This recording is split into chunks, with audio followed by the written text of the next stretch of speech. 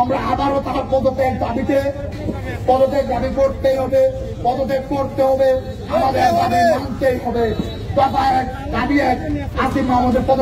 উপদেষ্টা আসিফ মাহমুদের পদত্যাগের দাবিতে উত্তাল হয়ে উঠেছে রাজপথ। আন্দোলনের সময় পুলিশ বাহিনীকে আন্দোলনকারীদের ব্যানার কেড়ে নিতেও দেখা যায়।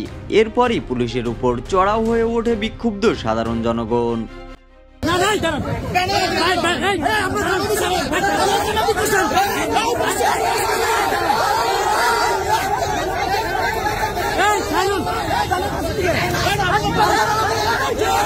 কয়েক হাজার কোটি টাকা আত্মসাতের অভিযোগ উঠেছে উপদেষ্টা আসিফ মাহমুদের বিরুদ্ধে। তার এপিএস সহ নিজের বাবাকেও জড়িয়ে নিয়েছে লুটপাটে।